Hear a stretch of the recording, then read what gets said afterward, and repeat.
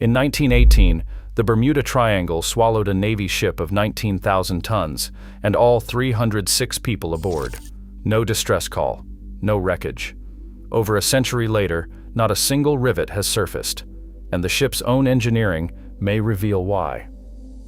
USS Cyclops towered over most ships of her era, 542 feet long, with a beam of 65 feet and a draft of nearly 28 feet.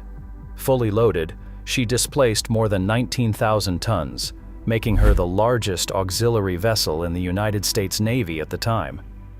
Yet the numbers concealed a dangerous truth.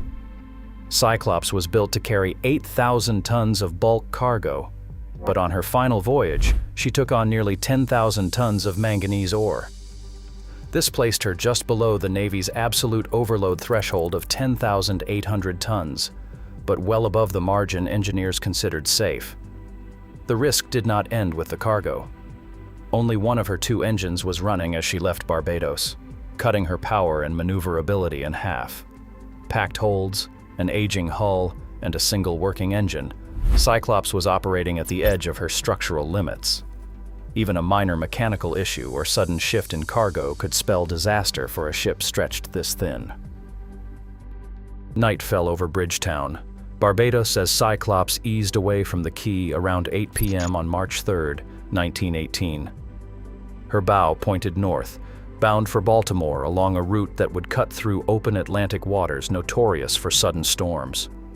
The official movement cards listed the intended track, a straight shot from Barbados to Cape Hatteras, then into the Chesapeake Bay.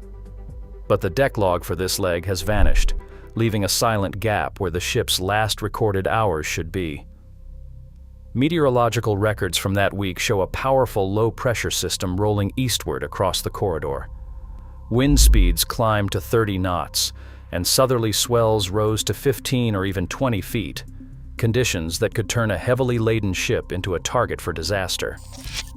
With only one engine running, Cyclops faced these rough seas with limited power, her overloaded hull pressed by every wave.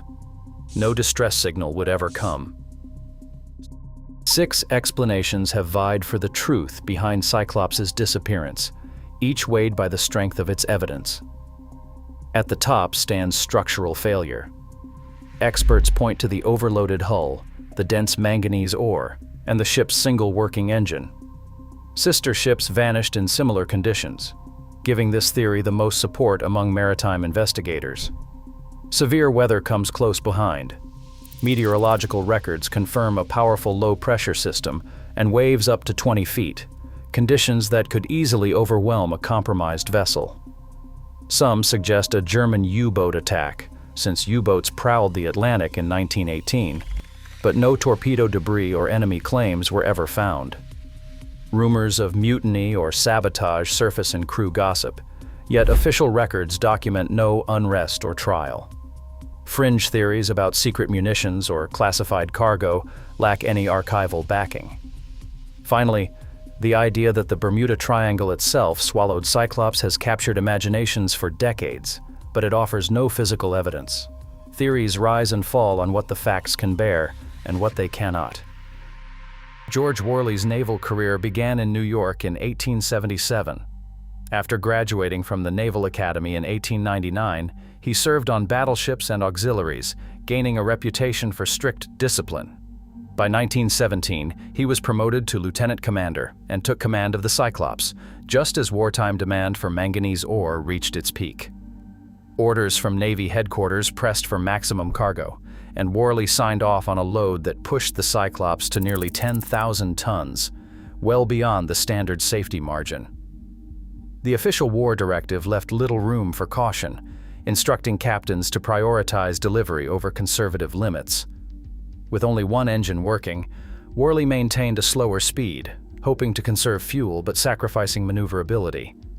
Crew testimonies from later inquiries described him as uncompromising, a man who followed orders to the letter, even when those orders meant accepting dangerous risks. The decision to sail overloaded and underpowered was not just Worley's alone. It was a product of the relentless pressure to feed the war effort, a pressure that left little space for doubt or dissent. Telegram after telegram arrived at American homes in the spring of 1918, each one brief and final. USS Cyclops, 306 souls aboard, has not been heard from since departure from Barbados. All aboard presumed lost. Families opened these messages in kitchens and front parlors, facing the kind of silence that never lifts. The Cyclops disaster became the largest non-combat loss in United States Navy history, accounting for nearly a quarter of all non-combat deaths that year. The pain deepened as news spread. Two sister ships, Proteus and Nereus, would later vanish in eerily similar circumstances. With no wreckage, no graves, and only the Navy's clipped condolences, grief rippled outward, turning personal heartbreak into a national story. The absence of answers kept the wound open, and the legend began to grow. Sonar pulses sweep the seafloor off Cape Hatteras, searching for the signature of steel buried beneath the Atlantic mud. NOAA's multi-beam surveys between 2020 and 2022 mapped 300 square nautical miles, detecting only scattered debris and natural ridges, nothing matching the Cyclops' massive hull. Private expeditions followed, deploying autonomous underwater vehicles and high-resolution side-scan sonar. A 2023 mission gathered new data, but the results remain inconclusive. Maritime archaeologists like Dr. Larry Couchet argue the wreck may be entombed under deep sediment, while others warn the search area is simply too vast. The ocean, for now, refuses to give up its secret. Oceans still swallow evidence faster than technology can find it. As search tools advance, the unknown remains.